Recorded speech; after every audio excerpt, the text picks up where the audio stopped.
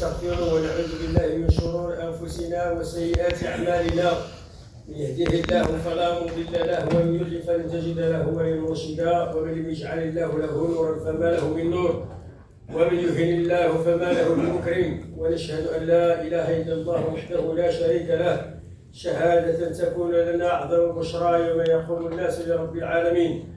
واشهد ان سيدنا ونبينا وحبيبنا ومعلمنا محمدا عبده ورسوله ارسله الله شاهدا ومبشرا ونذيرا بين يدي الساعه وعلى اله وصحبه ومن اتبع سنته الى يوم العرض والحساب. أما بعد فإن أصدق الحديث كتاب الله تعالى وخير الهدي نبينا محمد صلى الله عليه وسلم وشر الأمور محدثاتها وكل محدثة بدعة وكل بدعة ضلالة وكل ضلالة في النار. أجرني الله وإياكم من النار أيها الحضور الكريم المؤمنين والمؤمنات. أحييكم بتحية الإسلام وتحية الإسلام السلام. السلام عليكم ورحمة الله تعالى وبركاته. وعليكم السلام. قال علماؤنا المناسبة شرط، ونحن على أبواب عيد الأضحى. بعد هذا الطقس نصلحوها ما نقولوا عيد كبير، ما عندنا العيد الكبير ولا العيد الصغير. واش هذاك اللي كيسميو عيد الصغير؟ الله تعالى غفر لك الذنوب وعطاك واحد الجازية كبيرة وتدخل العيد الصغير؟ ولا هذا عيد كبير؟ لا، عندنا في الإسلام عيدين، عيد الفطر وعيد الأضحى. هذه المعلومة بعدا نصحوها. بات عيد الصغير بات عيد كبير. عيد الأضحى حتى واحد سولو قال له لافيت، قال له لافيت دوموطو. سبحان الله، واش كديروا لافيت الحولي؟ شوف هاد الناس هذا ما عرفتي ما جاوبش. واحد قال لي سيكوا السلام عليكم، قال لكم بونجور. يلا سيدي بونجور هو يبوك سعيد، والسلام عليكم اسم من اسماء الله. إذا هذه المعلومة هي الأولى. باقي ندخلوا في هذا الباب الذي فيه قيل وقال، لأن هذه الأضحية التي فيه قيل، وسنذكر ما قاله العلماء على هاد الناس اللي كنسمعوا تيقول لهم مثلا وما تذبحوش، لأن كاين الفقراء وصفتها الفقراء وصفت الثمن ديال الفقراء وما تذبحش وكذا، لأن بعض عندهم غرض باش يضربوا بعض الشعائر من شعائر الإسلام. لأن عندنا بعض الشعائر ما كيديروا إلا المسلمين. الذبيحة في العيد ما كيديروا إلا حنا إذا حدا وبغا يفرسوها، بغا يفرسوا هذه العلامة. وسأذكر لكم واحد العالم دار واحد الكلام جيد والله العظيم أفرحني هذا الكلام اللي قال هذا العالم هذا. قلنا بأن الأضحية سنة مؤكدة القادر عليه فعلا. دروك المشكلة الذي عندنا في الأضحية أو كثير من العبادات، الأضحية راه سنة مؤكدة وهي شعيرة من شعائر الإسلام. ومن يعظم شعائر الله فإنها من تقوى القلوب. لن ينال الله لحومها ولا دماؤها ولكن ينال التقوى منكم. ولكن المشكلة الذي عندنا في الإسلام أيها المسلمون، سبحان كثير من العبادات عندنا عادة لا عبادة. ربما تلقى الإنسان لا يصلي، ربما لا يصوم، كيجي العيد كيقوم دون ولا مدخلو. واحد مثلا تدخل ليه مرتو، أنا سمعت العام الماضي واحد جات عليه مرتو قالت له والله ما جبتي الحولي بحالك والله ما دخل عندي في الدار. وصلنا، ولكن ماشي في الدفو ديال المرأة، الدفو ديال حنا. لأن ما علمنا نساءنا الدين وما اخترنا المرأة ذات الدين كما قال النبي صلى الله عليه وسلم. حتى قال لك واحد السيد زاد عنده واحد طفل صغير، الله عنده 4 سنوات 5 سنوات، مشى واحد من العلماء قال ليه بغيت نربي الولد ديالي وكذا. قال لي فين تزوجتي؟ قال ليه كذا وكذا في واحد العائلة. قال لي سي تروطار. قال لي الله تزاد عليك سي تروطار، لأن ما تزوجتي تفر بذات الدين تربت يدك. واش المرأة الصالحة كتقول الرجل الله جيب لي الحولي؟ المرأة الصالحة تقول لزوجها عندما يخرج من البيت أيها الرجل اتق الله فينا، اتق الله فينا، ما تدخلها الدار إلا حلال، فإننا نصبر على الجوع والعطش ولا نصبر على عدمنا وعدم الجهل. المرأة الصالحة داستيلو الكاز الناس أو راه خدام وتسلمي غير الحلال، أقل صبري الجوع صبري فات نزري وأنه غير يصبروا في جهنم. ذكرت لكم واحد المرأة الصالحة كانت تعجن. شوف هذه النساء ما شاء الله، كانت تعجن، وجاء خبر أن زوجها توفي ويمكن تكمل العجين، ولا تقول واحد من العيالات اجي يكمل. أخذت يدها، قال إن في هذا العجين ورثة. هذا العجين ما بقاش ديالنا حنا، دخلوها فيه الورثة. حنا كتشوف واحد كياكل في ديال باه وكل خوتو وكل عمامو وكل خواتاتو، ما خاف الله عز وجل. شنو المرأة الصالحة؟ وكل العجين ديالك لا لا لا لا صافي، ما دام الرجل مات اصبح هذا المال للورثه، خلاص كل واحد يحكم. حتى ان الميراث شكون اللي يقسمو؟ سيدي ربي ما خلى حتى الرسول باش يقسمو. يوصيكم الله في اولادكم للذكر مثل حظ الانثيين. ذكر الثلث، الربع، السدس، الكلاله، ثم قال وصيه شكون؟ من الله. يلا سيدي، ويبقى واحد راه عايش في الورثه وكياكل المال ديال الحرام وكياكل الولد ديال خواتاتو وخوتو وعمامو وناعس وجاريه النعاس، يعرف انه ياكل هذا المال ديال الحرام. شوف المرأة الصالحة غير العجين تعجن، الناس الكاز يموت، الناس العجين دغات وريد يوين الكلوات والله لا ديك الورثة وريد يوين الكلو. اخذت يدها المرأة الصالحة.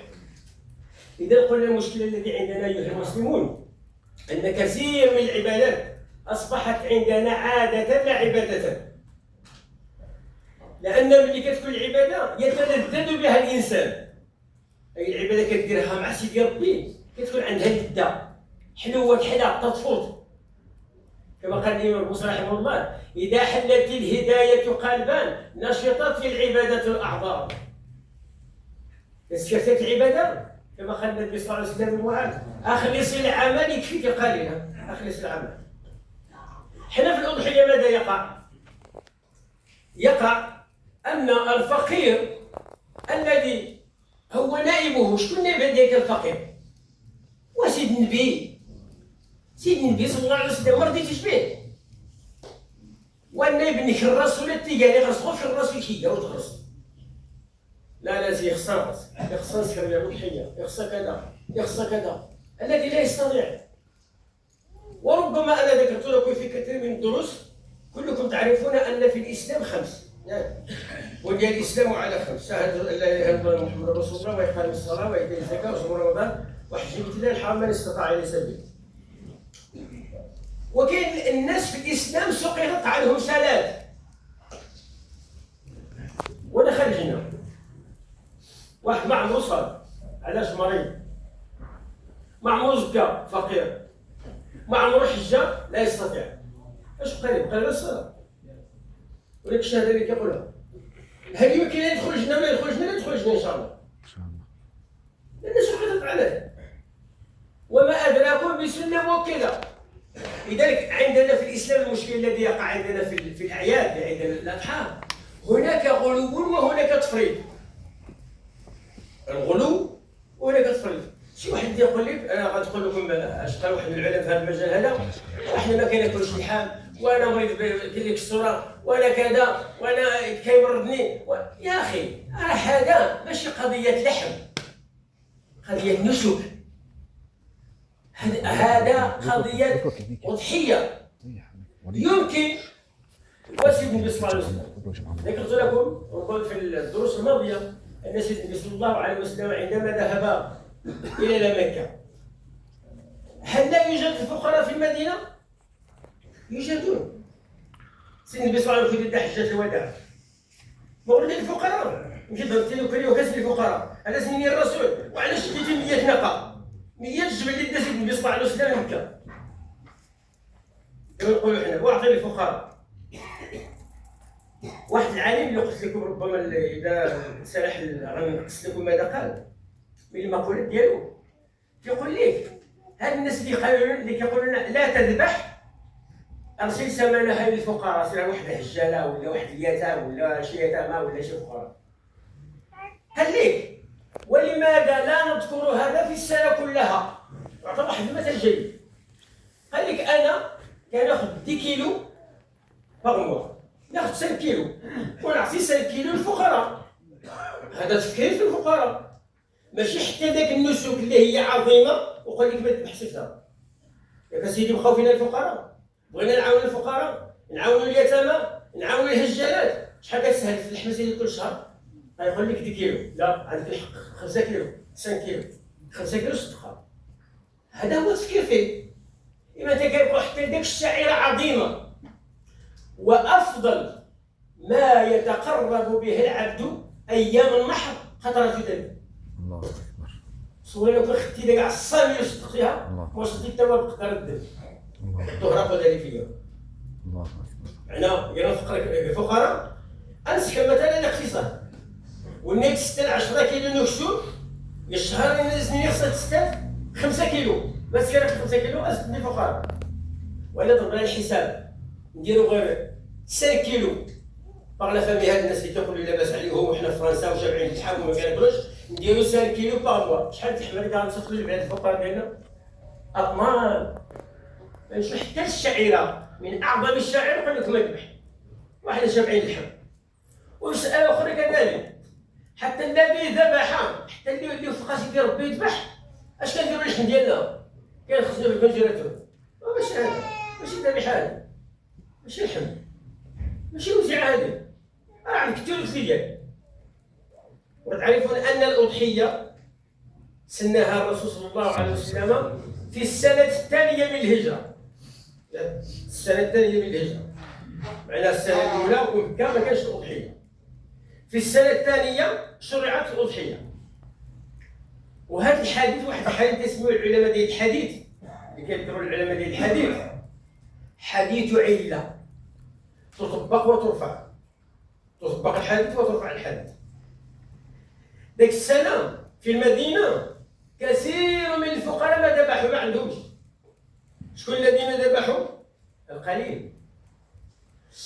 حتى عمر رضي الله تعالى عنه في ايام القحط، تعرفون في زمن عمر وقع القحط مثلا في المدينه، هو الذي رفع قطع اليد، السارق والسارقه، لان كيجيو هذا سرق هذا سرق، هذا يلف على المدينه انا نخلو بلا يدي كاع كله كيسرقوا، ما عرف هذا ولا سرق. رفع سرق اليد. شكون اللي حيدوه؟ سيدنا عمر رضي الله عنه. وقع قحط جديد في المدينه، وتلك السنه ما ذبح عمر وهو من المؤمنين، عنده باش يذبح ما ذبحش. هو من المؤمنين، راه عنده اللي قال لي جيب لي واحد الناقه ولا واحد الجبل غير ما ذبح عمر رضي الله عنه. علاش؟ باش الناس يشوفوا قدوه عمر. تقول لك شوف الملك امير ديالنا ما ذبح كيفاش ذبحنا؟ لانهم فهموا او فهموا الدين الصحيح. قلنا حنا ان الانسان عندما يضحي كياخذ ذاك اللحم، هذاك اللحم راه خليه في كل جيرته ياكل فيه دموات وهو، وهذا ماشي اضحيه. هذه راه اضحيه الثلث هو ديالك. قلنا هذا الحديث اللي قال النبي صلى الله عليه وسلم ان هذا اللحم يؤكل في 3. ماشي انت كتشوفه في اللحم نهار العيد ثاني عيد وواحد مسكين ما عنده حتى الربع ديال اللحم، لا، ثلث الصدقه ثلث الهديه. فصدقوا الصحابه رضي الله تعالى عنهم. جاءت السنه الثالثه والرابعه والخامسه والسادسه، الصحابه رضي الله تعالى عنهم، راه تعرفوا المواقف ديال الصحابه، راه ما شاء الله. هذا يذكرني بحديث، خليك يوم من الايام جلس النبي صلى الله عليه وسلم مع الصحابه ودخل، شوف القناعه ديال الفقراء وشوف المواقف ديال الاغنياء. فعندك جلس النبي صلى الله عليه وسلم يحدث الصحابه، وكان واحد من الاغنياء جالس مع النبي صلى الله عليه وسلم. دخل فقير جا بغى يجلس حداه، وما راه بشر، جمع ثيابه بحال مرضى ذاك الفقير يجلس عند الغني. النبي صلى الله عليه وسلم اللي يكمل الحديث ديالو او الكلام مع الصحابه قال: لماذا فعلت هذا يا فلان؟ خشيت ان يؤذيك بفقره؟ علاش ديال الشيء؟ خفتي يدوز لك شي الفقر ديالو؟ شوف الصحابه، راه الا قلنا الصحابه ايها الاخوه خصنا نشدوا الفم ديالنا بالسمن والعسل. حتى واحد قال لي واحد من العلماء: هما رجال ونحن رجال. قال له: هما رجال وانت دجال. كيفاش تقارن بالصحابه رضي الله تعالى عنهم؟ هما رجال وانت دجال. ماذا قال هذا الصحابي؟ شكون اللي يقدر يديرها؟ والله واحد يديرها. قال: يا رسول الله صلى الله عليه وسلم، اسمع ايها المسلمين، جزاء ما صنعت ان نقسم مالي معه. يلا سيدي، شكون اللي غيديرها؟ هذا ليس بالصحيح. الله أكبر. الناس يا رسول الله يتخسر اي دغوري لا البلد صغر نص صغر نص الله هذاك فرخوطا بمسكر. الله أكبر. والنبي صلى الله عليه وسلم شنو القناعه ديال الفقراء كذلك؟ لك واحد فقير الله يجزيك بخير الله يكرمك سيدي اعطاك ما بزز خذ مال. قال لا اخذه يا رسول الله ما بغيتوش. علاش؟ قال خشيت ان اكون مثله، خشيت يكون عندي المال ونتكبر بحاله. شوف الفقراء شوف الاغنياء، الله المواقف ديال الاغنياء ومواقف ديال الفقراء. اذا قلنا النبي صلى الله عليه وسلم حتى الصحابه ان يتصدقوا، ملي جاو الناس يخدموا الصحابه وداروا التجاره وتحروا كذا ولاو الاغلبيه كيفتحوا. كيعطي اللحم هذا وهذا كيعطي اللحم هذا وكيعطي اللحم هذا والناس واكلين شاربين تمتعوا الشوا ديالهم واللحم شايط. وسأل رسول الله صلى الله عليه وسلم قال يا رسول الله راه صدقنا واعطينا وكلينا وهدينا للناس وبقى اللحم. قال الحديث الثاني كلوا وتصدقوا وادخروا.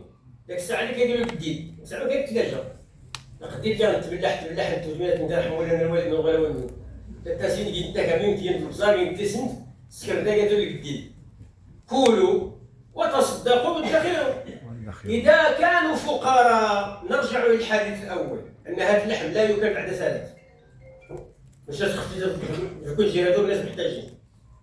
وإذا كان الناس كلهم مثلا كلهم لاباس عليهم وهذا تعطى هذا بقى لحم شيط. كلوا وتصدقوا وادخروا كما قال الحبيب المصطفى صلى الله عليه وسلم. قال أبو أيوب الأنصاري رضي الله عنه كان الرجل في عهد رسول الله صلى الله عليه وسلم يضحي بالشاة عنه وعن أهل بيته. ما عمل ابن آدم يقول النبي صلى الله عليه وسلم ما عمل ابن آدم يوم النحر عملا أحب إلى الله تعالى من إراقة دمه. وإنها أي الأضحية لا تأتي يوم القيامة بقرونها وأظلافها وأشعارها وإن الدم لا يقع عند الله عز وجل بمكانه قبل أن يقع على الأرض فاطبوا بها نفسه. وقال صلى الله عليه وسلم وقد قالوا له الصحابة ما هذه الأضاحي يا رسول الله؟ قال سنة أبيكم إبراهيم. ما هذه الأضاحي؟ سأل النبي صلى الله عليه وسلم الناس ما دير أحد ضحي إن السنة سيدنا إبراهيم اللي أصلي سبحانه وتعالى بكبش عظيم وفديناه بذبح عظيم. القضية معروفة في القرآن العظيم يا بني إني أرى في المنام أني أذبحك فانظر ماذا ترى. قال سنة أبيكم إبراهيم. قالوا الصحابة وما لنا فيها؟ سيدنا إبراهيم السنة ديالته اش عندنا فيها؟ قال صلى الله عليه وسلم بكل شعرة حسنة. قالوا الصحابة والصوف معناه واش الجلدة هي حسنة؟ قال بكل شعرة من الصوف حسنة. واش قادر شي واحد ياخذ داك الصوف يحاسب شحال الشعرات فيها؟ بديت تجي تفضل وتحاسب شحال زادت دي سيدان؟ لا تستطيع. وقدر شعرات في جلد الأضحية هو الثواب هو الحسنات. الله أكبر. ولهذا قلنا أن الله تعالى يقول قل إن صلاتي ونسكي ومحياي ومماتي لله رب العالمين لا شريك له وبذلك أمرت وأنا والمسلمين. إذا هذا الباب أيها الإخوة هناك غلو وهناك تفريط. اللي ما عندوش باش يذبح أو ما استطاع وتقول العلماء ما سمعوش كيقول لكم راه كي غدير لك الأضحية مشكلة في اقتصادك في عام كله لا تجب عليك الأضحية. معناه يتغرس يسكرك الأزمة يسكرك تسميو الأزمة باللغة الفرنسية؟ لا كريز والله يجزيك بخير. يريد لك لا كريز تتلاني ما عندك الأضحية. العام كله ما غير ذاك الشهر. والآن ولينا سمعنا البنوك الربوية كتسلف الناس باش يديروا الحول. شوف وصلنا. يسلف بالقرض الربوي باش يديروا الأضحية. غنقول لكم لأن الوقت يزاحمنا، غنقول لكم لأن الدرس يحتاج إلى دروس كثيرة. أنا أقول لكم ماذا قال هذا العالم الذي قلت لكم في البداية. أحد العلماء سأله أحد أيهما أفضل؟ شراء أضحية وذبحها أو توزيع المبلغ على الفقراء؟ واحد عالم من العلماء المشهورين في الإسلام والمسلمين قال له ودي شكون اللي مزيان؟ واش داك الفلوس نفرقهم على الفقراء ولا نشري نذبح؟ قال له: هناك أسئلة كثيرة. يعني ماشي غير السؤال، لا تبينك بعدا اش كيقول الناس. البعض يقول: اتركوا الطواف حول الكعبة وطوفوا حول الفقراء. وقولوا آخرين: تصدق بثمن الأضحية أفضل من ذبحها. وقول غيرهم: لقمة فيهم جائع أفضل من بناء 1000 جامع. هذا مكتوب. هذه الكلمات سواء كنت، يقول لها السيد، كنت تعلم أو لا تعلم، فالغرض منها هو تزهيد المسلمين في الشعائر الظاهرة. يعني واحد يقول لك مثلا، أو واحد يقول لك الحج عند الباب. واحد بغى يحج يقول لي: واحد حج 10 000 يورو، ولا حج عند بغى يعطي للفقراء. ما كاينش حج عند الباب. لو كان الحج عند الباب لحج رسول الله صلى الله عليه وسلم في المدينة. كذوب. لأن هاد الشعائر باينين. شعائر الإسلام الحج باين، الذبيحة باينة. وأراد أن يزهد الناس في المساجد لذا بنيات باينة.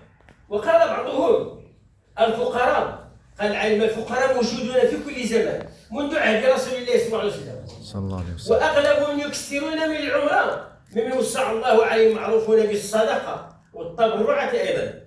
إذا يحرجوا لماذا لا يقال: لا تشتري لحما، كما قلت لكم سابقا، لا تشتري لحما مرتين في الأسبوع، واشتري مرة واحدة بالشهر، وطوف حول الفقراء. هذا سيدي، ماشي حتى الشعيرة، لأن كاين بعض الشعائر في الإسلام حنا اللي كنديروها. شكون اللي كيبني المساجد؟ المسلمين. شكون اللي كيضحيو؟ المسلمين. إذا الصدقة راه كاين الناس اللي غير المسلمين كيتصدقوا أكثر منا، راه كتعرفوهم. كيقول شي كوارث في العالم شكون اللي كيسبقوا غير المسلمين. يديو الروز، يديو الفلوس، يديو الأطباء، يديو الأذى. ولكن عندنا حنا شي مسائل سبيسيال ديالنا حنا، حاجة ديالنا خاصة مثل الأضحية، هما لا يذبحون، لا يبنوا المساجد.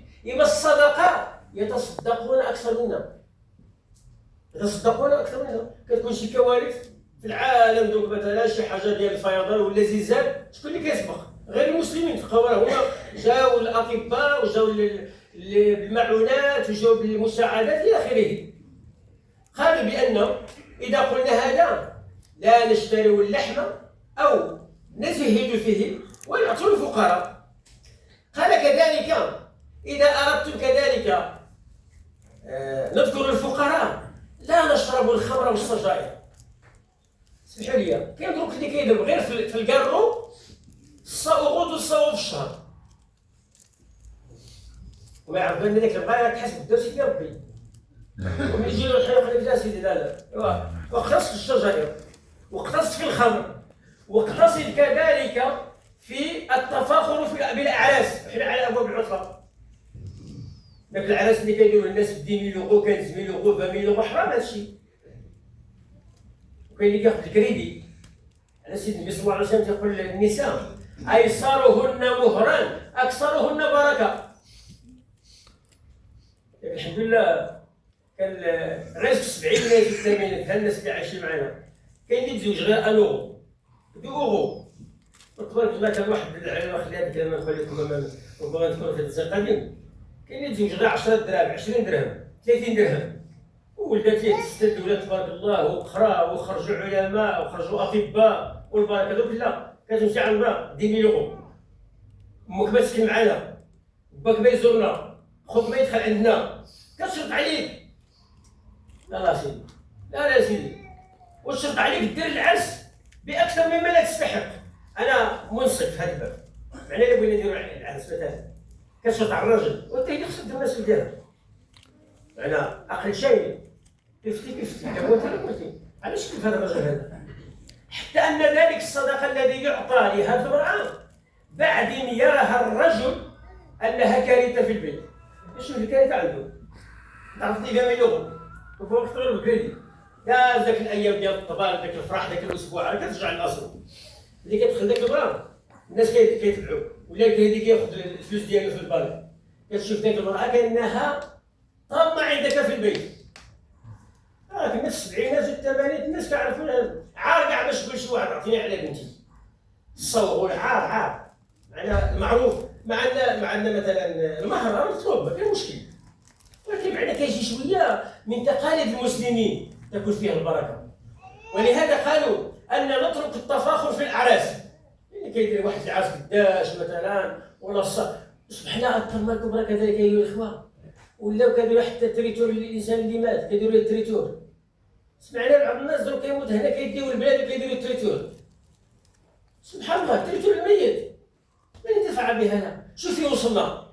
ونجيو حتى المسائل التي هو شعائر، ذبائح، صلاه، مسائل التي هي شعائر نقولوا اتركوها. ولكن قلت لكم هناك مثلا سبحان الله العظيم هناك غلو وتفريط، والاسلام ديالنا دائما يوصلنا امه وسطا كما قال الله عز وجل، ويكتفي بهذا القدر. وبالله التوفيق، والله اعلم واعلم وخير الدعوات الحمد لله رب العالمين. اما بعد ايها الحضور الكريم، عندنا واحد الاخ كاتب لكم واحد الدعاء من واحد المراه مريضه، نسال الله سبحانه وتعالى ان يشافيها ويعافيها. الله سبحانه وتعالى ان يشافيها ويعافيها. اللهم اشفيها انت الشافي، لا شفاء الا شفاء، وشفاء لا يغادر سقما. جلس حالك عليك مظبوط. وعافيه الابدان وشفائها والابصار والضياء وعلى اله وصحبه وسلم تسليما. كذلك واحد الجماعه من الاخوان من مكه جا باش يجمعوا التبرعات لتوسعه مسجدهم.